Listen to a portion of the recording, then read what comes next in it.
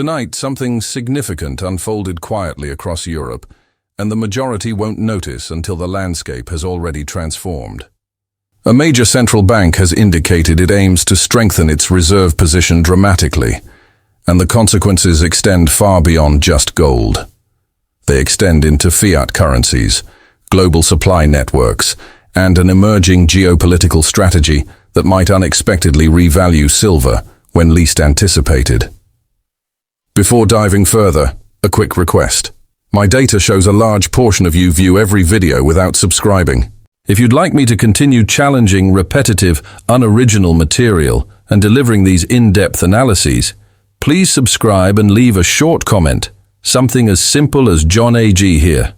So the platform recognizes this content deserves promotion. For daily insights, brief updates, and my unfiltered opinions that often don't reach YouTube, I've created a WhatsApp channel and group. The link appears in the description. Join there, as the most useful insights frequently emerge outside the main news cycle. Okay, here's the plan for this discussion. I'll first explain the reserve development, why this key European central bank is steering gold toward a concentration level resembling certain EU frameworks.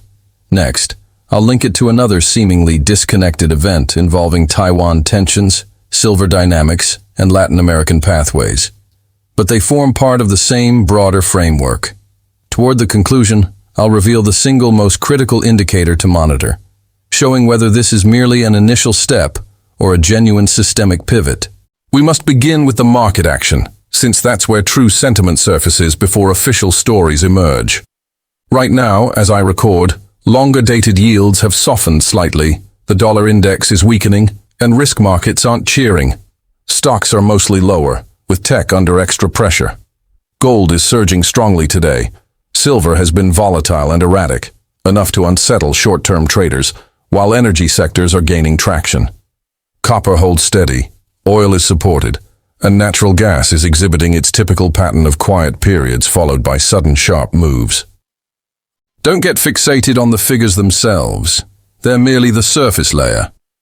The genuine narrative lies in the drivers behind those figures, and those drivers are evolving quicker than many can adapt their thinking. Let's address the primary development, the reserve policy shift.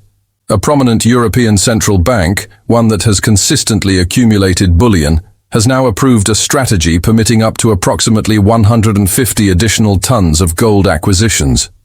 If fully implemented, this could elevate its total to around 700 tons. At today's valuations, that elevates gold's proportion of overall reserves into the mid to high 30% range, roughly 37% to 38%, varying with exact pricing and the composition of other assets. Here's why this goes beyond a mere number. Reaching such a substantial gold weighting isn't casual investing. It's a deliberate declaration. It's a fundamental decision reflecting the kind of global environment they foresee. That environment appears less collaborative and more divided, marked by sanctions, retaliatory measures, restricted transactions, redirected trade routes, and areas seeking protection from outside influence. What's particularly noteworthy is that this isn't some minor peripheral nation experimenting. This is a country situated directly along Europe's critical security, economic, and alignment boundaries. That positioning is crucial because central banks observe one another closely. They replicate effective approaches. They adopt measures that minimize vulnerability. When a nation on the front line opts for gold as its foundation, others take notice. I know the skeptical response. Central bank gold accumulation has been discussed for years. So why does this instance stand out? Because this goes beyond accumulation. It's approaching significant concentration. It's the distinction between purchasing some protection and constructing a stronghold. Once viewed that way, the follow-up question is clear. What occurs to other nations' reserve approaches when stronghold building gains momentum? If you're adjacent geographically, do you wish to remain heavily reliant on financial claims while your counterpart stacks a concrete, reliable asset? If you're aiming to demonstrate steadiness in a region, do you want reserves vulnerable to seizure, restriction, or political manipulation? If you're maintaining public trust amid inflation and currency fluctuations, do you want the ability to declare that you possess something tangible? That's the mental aspect. But the market implications are even more compelling. Major reserve reallocations don't merely boost demand, they establish a floor beneath prices. They transform corrections into buying opportunities for players indifferent to short-term entry costs. They prioritize sustained exposure, which means fluctuations may intensify even while the overall trajectory solidifies. That's why you witness sessions where gold advances sharply, silver swings wildly, and risk assets struggle to stabilize. The reallocation isn't smooth. It's contentious. It's a contest of forces. We'll link this to silver shortly. But first, a key detail overlooked in typical reports. Reserves aren't solely about yield. They're about flexibility. Gold provides flexibility. It can be used as collateral. It can be lent or exchanged. It serves in ways conventional assets cannot, particularly when confidence erodes. You don't need elaborate theories to grasp this. Simply examine the incentives. In a divided global setting, the most reliable reserve is the one that remains functional when partnerships falter. Now, the real development is unfolding in silver's background. The reason it receives less attention is that it doesn't align neatly with price-focused explanations. So let's shift to the second development, which clarifies why silver can appear dormant one period and explosive the next. On the surface, silver discussions focus on supply-demand balances, industrial versus investment uses, interest rates, or inflation. Those factors do play roles. But currently, silver also functions as an indicator within a wider strategic rivalry. Consider it this way. Silver isn't merely a commodity. It's a vital component. It features in electronics, renewable energy, military equipment, and essential systems.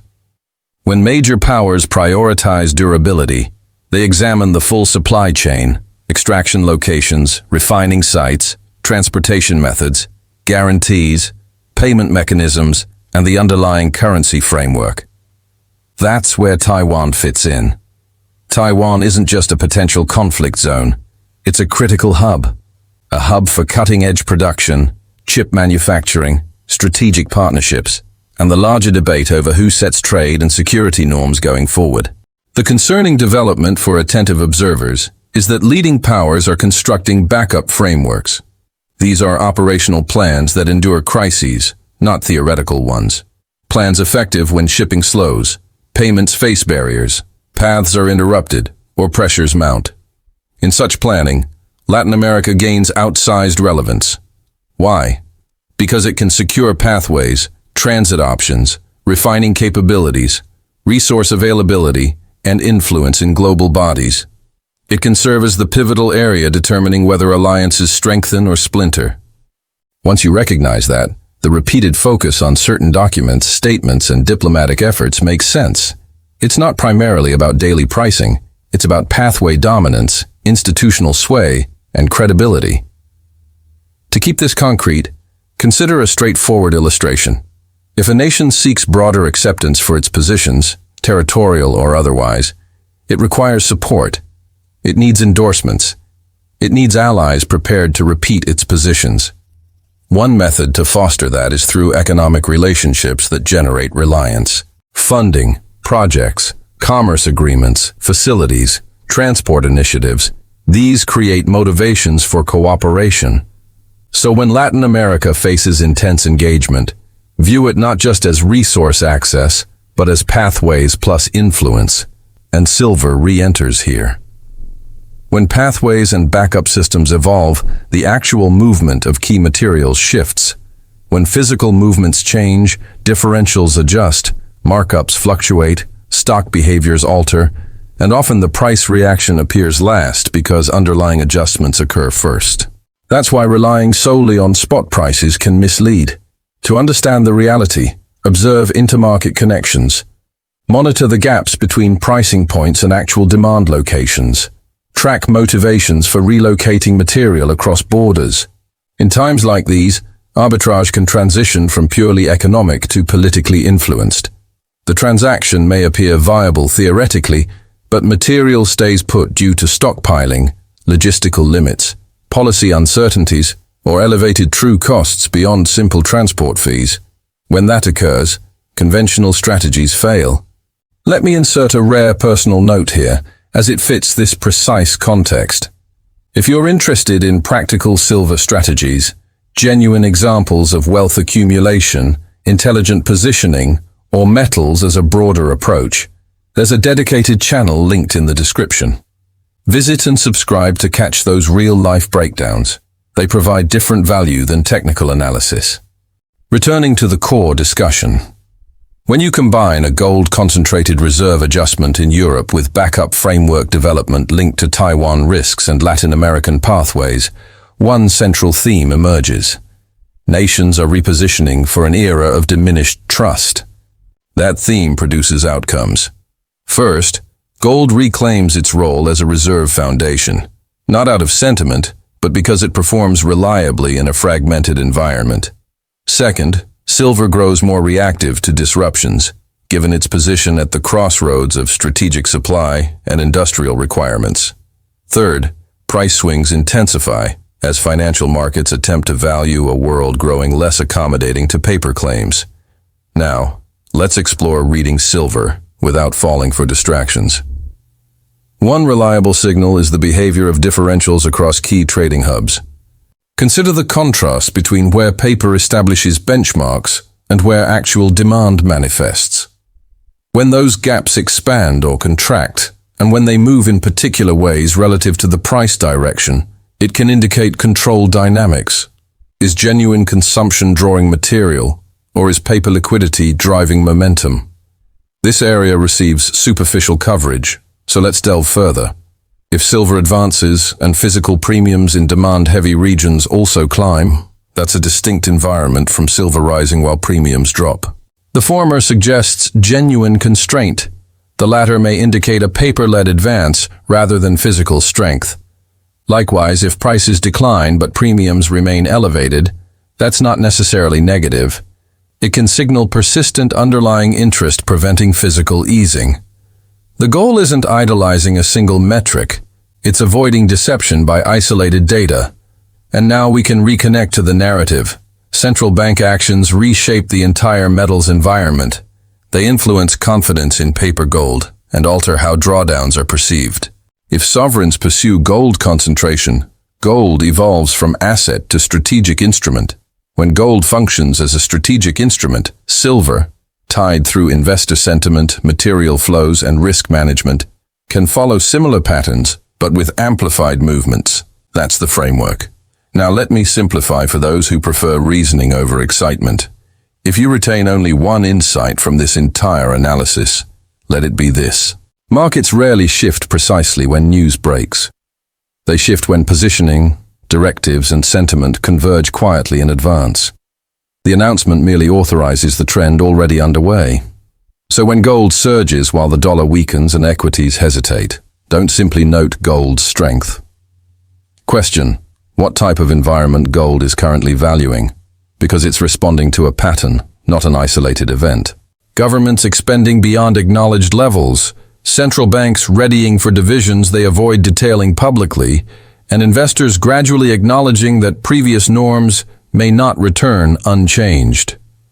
That's precisely why clarifying the current market tone matters. It shapes the emotional backdrop that subsequent explanations attempt to rationalize. When longer bonds relax slightly, it hints the market is questioning robust growth claims or anticipating policy adjustments.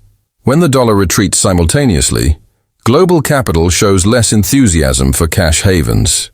When equities decline as gold rises, it's a defensive rotation, not necessarily panic, sometimes merely recalibration.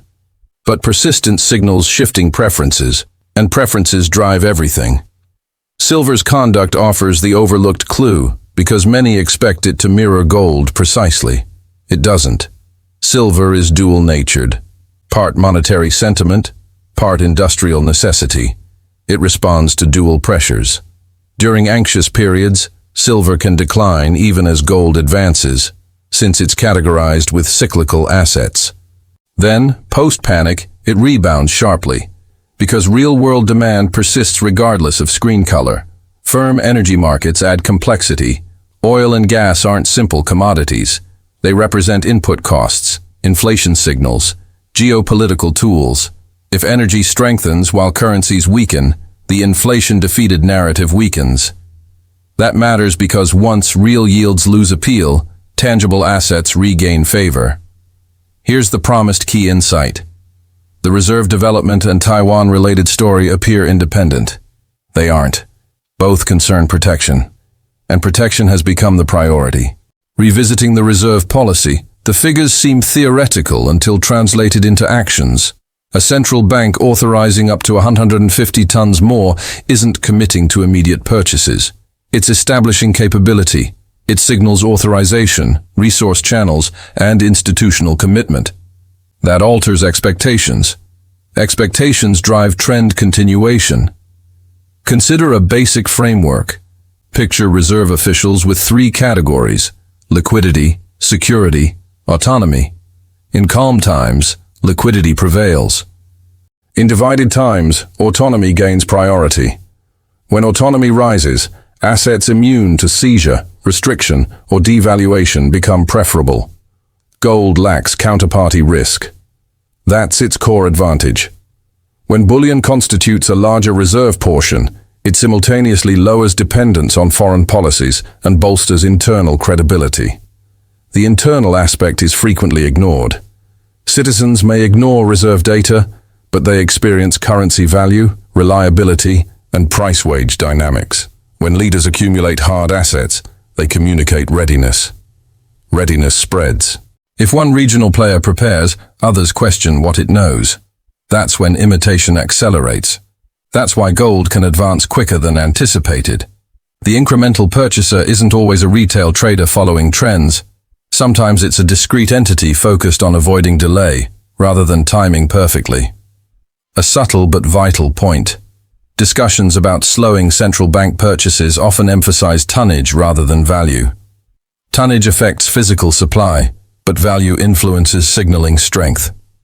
If prices climb and tonnage moderates, the acquisition's impact can remain substantial. The market registers the value message and reacts. So reduced tonnage with comparable expenditure isn't retreat. It can indicate commitment. Commitment fosters long-term trends. Now, addressing the common confusion source. Why silver doesn't track gold instantly. View silver as a leveraged mechanism. Gold leads as the pure monetary safeguard. Silver trails but then amplifies. Once capital flows into metals, silver delivers higher beta performance. That's why it can stagnate then surge dramatically. But another factor, often underappreciated, exists.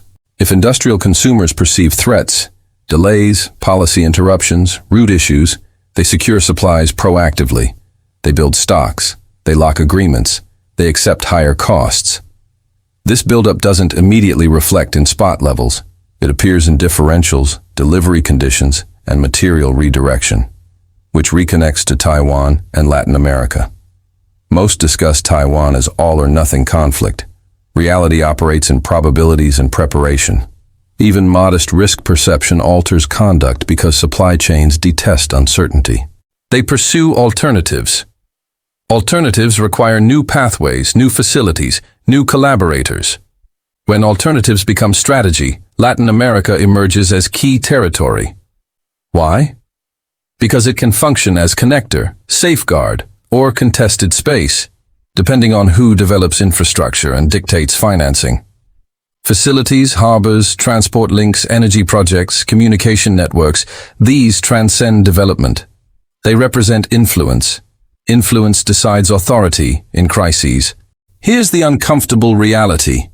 In global competitions, nations don't compete for materials solely over current prices. They compete over future reliance. They compete to guarantee continued production, manufacturing, and trade settlement, despite potential blockages. So diplomatic efforts tied to resources and pathways aren't secondary. They're central.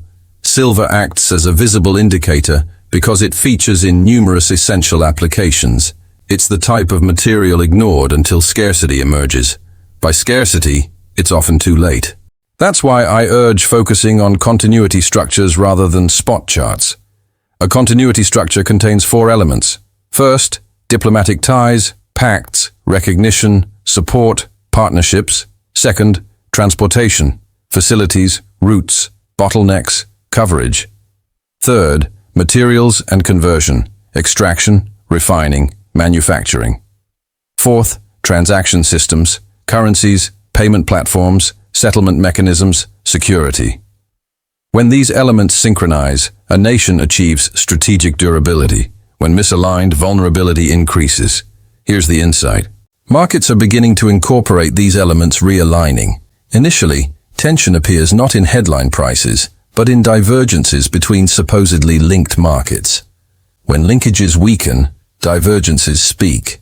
If a typically narrow gap suddenly expands, it signals disruption. Disruption can be temporary or foundational. The task is distinguishing. One approach is observing divergence behavior during trends. If divergences expand amid rising prices, it may indicate demand drawing physical supply in specific areas. If divergences narrow during rises, it may reflect supply relief or reduced constraints. If divergences widen amid declines, it may indicate physical constraint beneath paper pressure.